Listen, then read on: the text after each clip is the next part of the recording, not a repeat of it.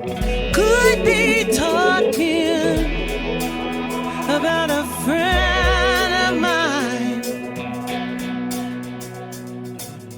Could be knocking on your door this time. Hi, and welcome to this episode of Nebnose. I'm your host, Rose Capana, and I'm here today with an old friend of mine, BT Gilligan. BT's pastor of the Nixon United Methodist Church up in Butler, Pennsylvania. For those of you who aren't familiar with the area, Butler is just north of Pittsburgh. BT was the pastor of the California United Methodist Church for a while, and that's how I got to know him. He's a good guy, and we always have some interesting conversations, so I thought I'd pull him into the show. How are you doing today, BT? I'm doing well.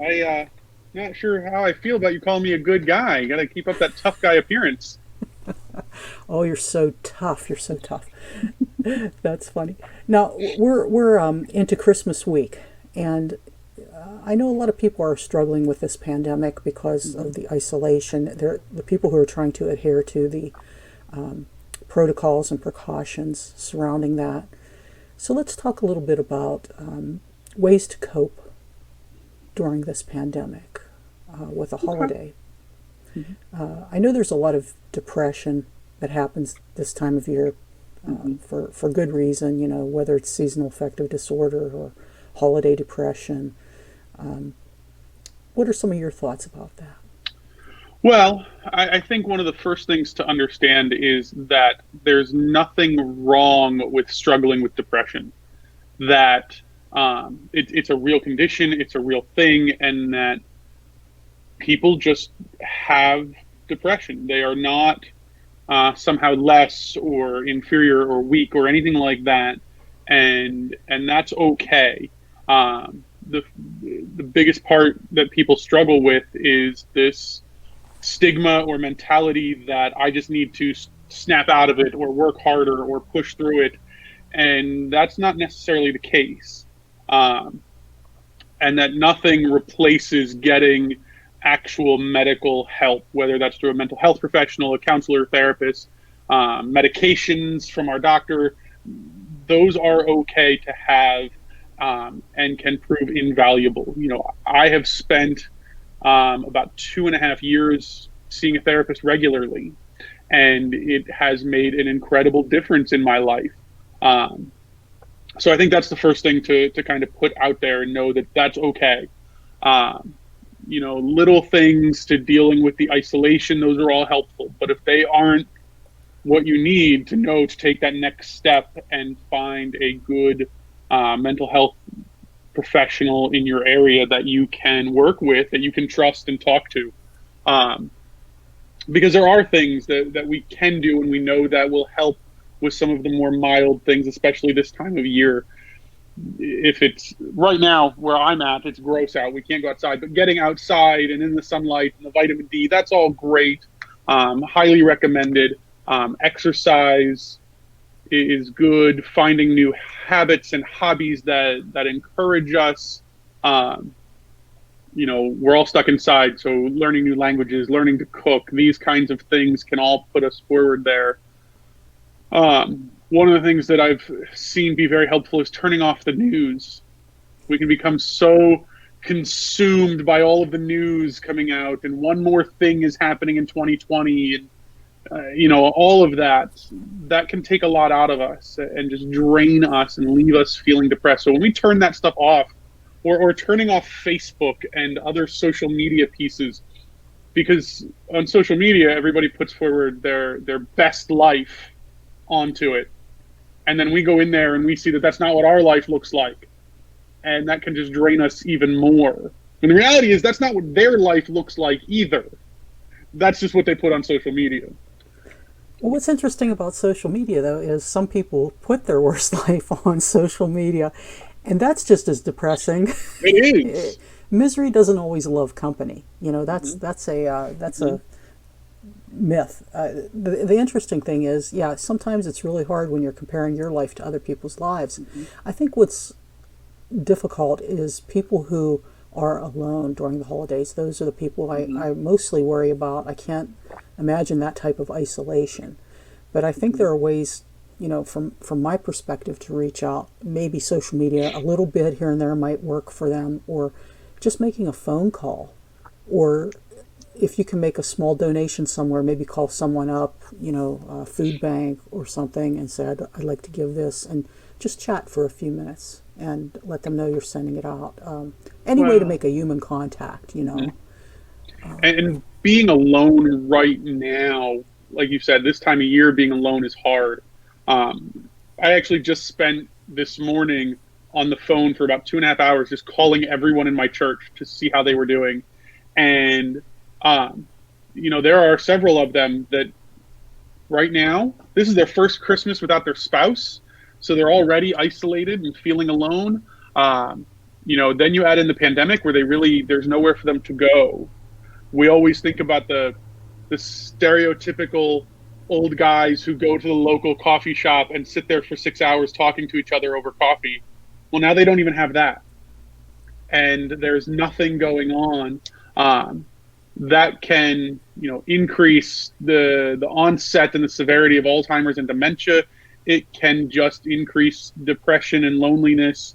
And combating that can be very difficult, especially if you feel like there's nowhere for you to go to connect with somebody. And I think that's where it falls onto us, those of us who aren't so isolated, to pick up that phone call or pick up the phone and make those calls, or to send those emails and text messages, whatever needs to happen so that people don't feel so alone. I'm fortunate that my mom is with me, and she's 93. And one of the huge things that's been helpful is between the church and friends who've dropped cards for her, or, we have one young lady who's a good friend, she dropped a plant, these sorts of things. It doesn't have to be a lot. It can just be an acknowledgement, and that will get some folks through some tough times. Now, the other extreme of that, BT, is those of us who are, stuck with our families, and we're all kind of grating on each other's nerves.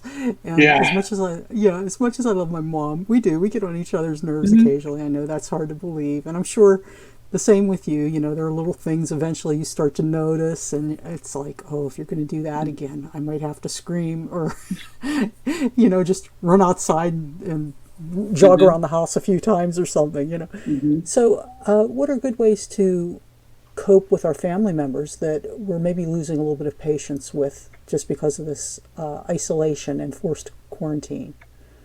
Well, I think that's where it comes to an understanding with the people in your house. There are times we just need to go and be alone.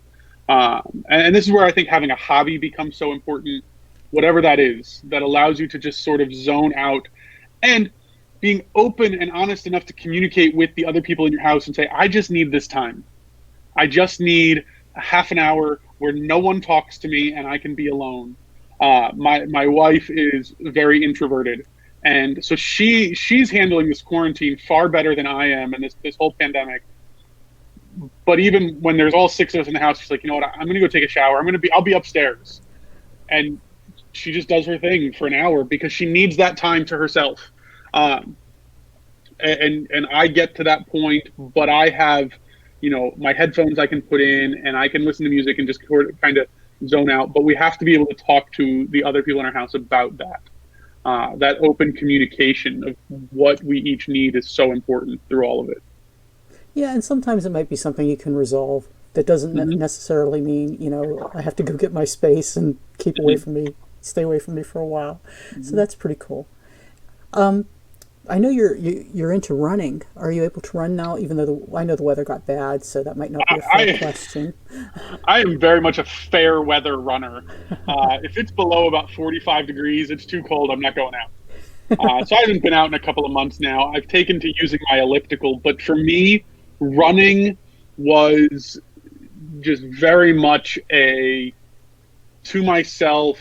I don't even think. I just go where my thoughts go to, what's my pace right now? Am I doing this right?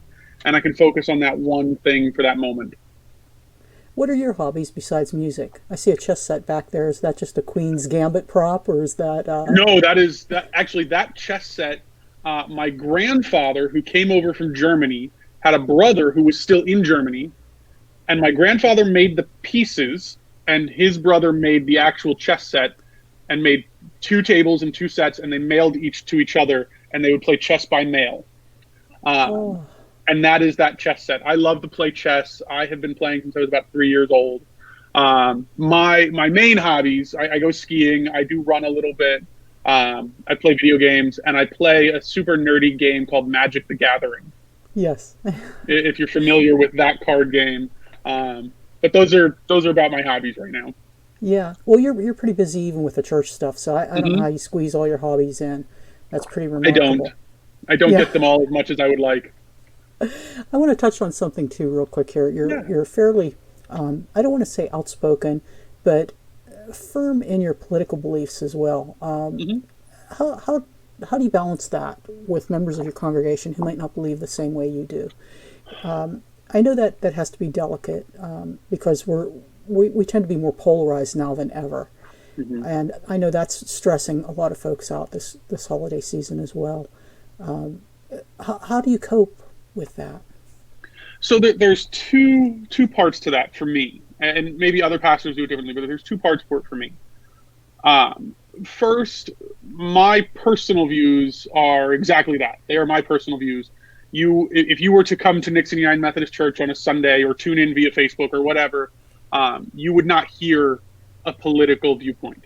I am of the opinion that on Sunday morning we're worshiping Jesus, we're not taking political sides, and that has no place in the church. Now, our biblical worldviews will lead to certain political things, but that's how it should go, not the other way around. Our political leanings should not lead us to read the Bible in a certain way. The way we read the Bible should influence how we approach politics. That being said, if you look at my Facebook or you look at my Twitter or something like that, you're going to see very loud political opinions, and I have them, and I will share them with people gladly. And I don't mind this, understanding that this is my opinion. I am not speaking for the church. I am not claiming you have to believe the way I do, or you can't be a Christian or anything like that, because that's nothing I read in the Bible. There are church members who have gotten very upset, who have very different political leanings than I do. And what we've come to an agreement on is I love them as their pastor, regardless of their political leanings. And if you're okay with that, then we'll get along just fine. But if you have to have a pastor who agrees with everything you agree with, then I'm not going to be able to be a functional pastor for you. But if you ever find a pastor or a church that 100% agrees with everything you believe, you're probably in a dangerous cult, and they're about 3 days away from asking you to drink Kool-Aid. Like, I'm laughing, but you're making the point. You're making the point. I mean, yeah. Nobody's ever going to agree 100% on everything, and if they do, that should be major red flags. Right, because we're human and we all have our own opinions. Exactly. And I am of the belief that God gave us a brain and expects us to use it. And if you research and study and think through the topics and you come to a different conclusion than I do, I can still respect that. We can still get along. There's nothing that stops us there, and we'll have great conversation in the meantime. The danger becomes when we blindly follow whatever the topic is, whatever the issue, when we blindly take a side without thinking through the implications of it all. That's when we end up in dangerous territory. Right. Yeah, I can't imagine. This is why you're a pastor and I'm not, because it's really it's tough.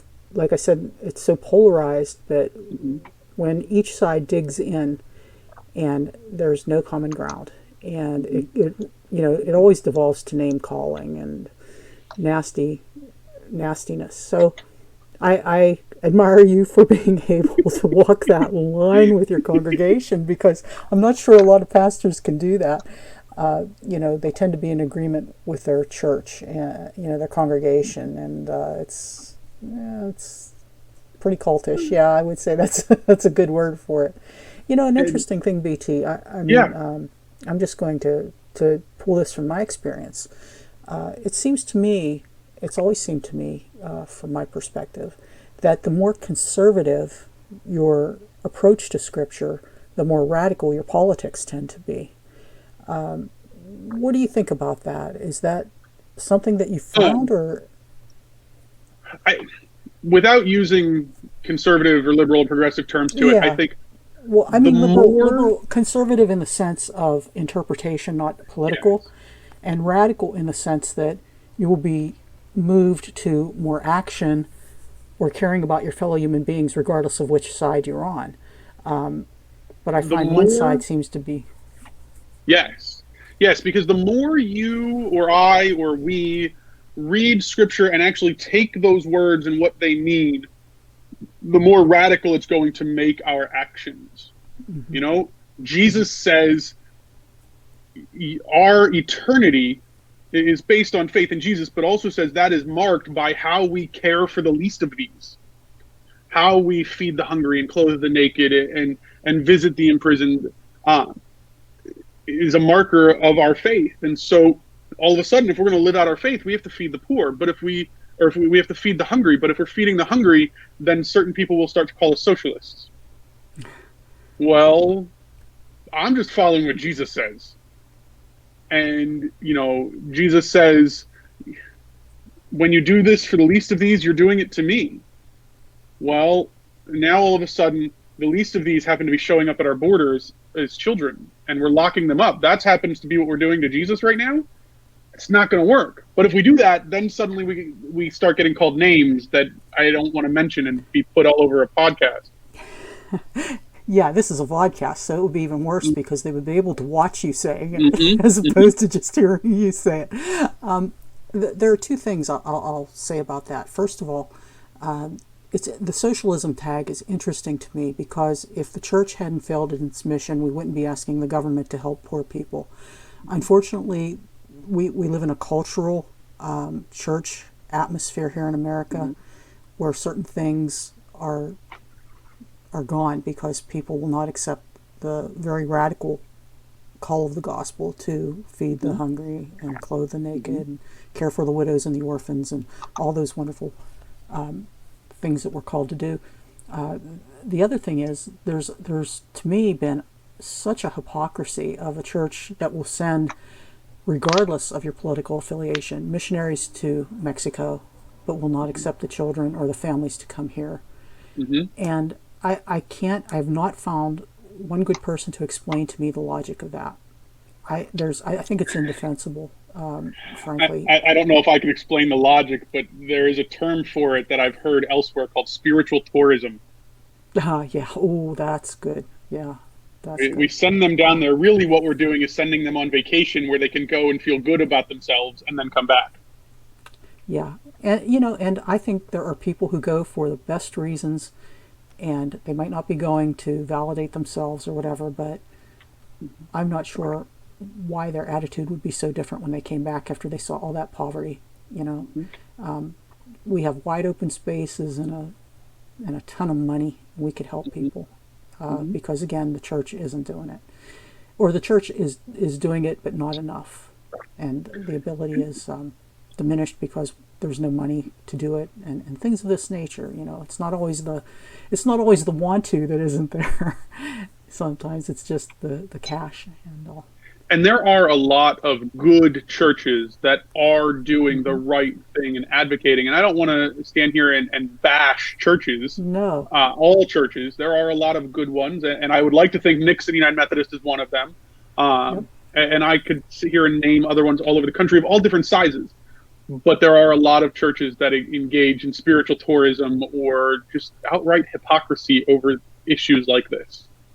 And we forget who Jesus is and all that Jesus has called us to because we want to put it into a culture that helps us to feel good. Yeah. Well, this has been an interesting discussion, and I knew I would get one with you. Now excuse me, man, it's like I have dentures or something today. We're going to be doing a little segment occasionally here on Neb Knows. It's going to be called Stump 'em. Okay. You and Carolyn Aaron's, a very dear friend of mine, will be participating in that. And what we're asking is that viewers send us questions that have to do with spiritual things. For example, can God make a rock that's too heavy for him to lift? Yes, God can do it. Lift it or make it? Well, God can make a rock so heavy God can't lift it. Wow. That's like what came first, the chicken or the egg? Well, when we A talk chicken about to about lay an egg. A chicken about to lay an egg. when we talk about, now we're getting off topic, I guess, but within theology, if we want to talk about God lifting a rock so heavy God can't lift it, we have to look to the ark and Noah. And when he got off the ark, God said, "I will never flood the earth again." Could God flood the earth again? No, because God said, "I won't do it." Well, then we have to apply that same logic to this rock. Now God can make a rock that God can't lift. Otherwise, God would be wrong. Why would God not want to lift the rock? It's not like he's going to drop it on the earth. Why does God need to make the rock to begin with? I don't know, but if God wanted to make a rock, his ways are not my ways. You and Carolyn are going to have some fun with this. I can tell. I know she'll be watching this, so this is going to give her a little taste of what she's going to be up against. I don't even want to say up against. She probably, she might agree with you on this. But she would probably run theological rings around me. I'm okay with that. I don't know. You know what? I think theology is such a personal thing, really, in the end. I'm not talking academic theology, just, our personal beliefs and the way we interpret things and the way we approach Scripture is also very personal. And we don't always reach the same conclusions, obviously, and we all interpret it according to our life experiences and our our outlook and our worldview. So it gets interesting from that, take on it. So I'll be looking forward to seeing that. Now, if anybody wants to submit a question for you and Carolyn, they can go to nebnose.com, and there's a contact form there, or they can feel free to maybe drop you a note on Facebook. I'm sure you're not going to. Yeah, absolutely. Or me if they're friends with me and they're watching, we'd love to do that. I have to say really quickly, the Stump 'em segment came up from something we used to do on the television show I worked on called His Place. We used to have a bishop on who would come on and do a segment called Stump the Bishop, where they would just get into these really outlandish, almost discussions, where they would ask him a question that was, again, like similar in that vein to could God lift a rock that's too heavy, or could God create a rock that's too heavy for him to lift? And it was always so much fun and interesting. And thinking about things to do for this show, I thought of that, and then I thought of you and Carolyn because I knew you would each have a good take on things. Absolutely. Well, BT, I want to wish you and yours a very Merry Christmas and a wonderful New Year in these challenging times. I know that it's just a little. I don't want to say odd. Well, it's odd. It is. It's a little odd because we can't gather like we're used to. Mm-hmm. But we can still think of our friends and have good memories and try to reach out to people who might not be as fortunate to have somebody to at least talk to or share some Christmas cheer with. Absolutely. Yeah, and it's good to be here. It's good to be on here. Merry Christmas to you and to your family as well. Well, thank you. And I'm sure we'll be talking again soon, and I know I'll be seeing you on the social media side, as usual. It's always a treat to see what you're posting, and I do watch I do try to watch your services when I can. Oh, thank you. And you do such a good job. It's really nice to see your congregation into it and you into it. And I wish you continued success up there in Butler. Thank you. Far north. Thank you. So far north. Yes. Oh, that's great. Well, you take care and we'll talk soon. Perfect. Thank you. I look forward to it. Thanks, BT. Bye for now.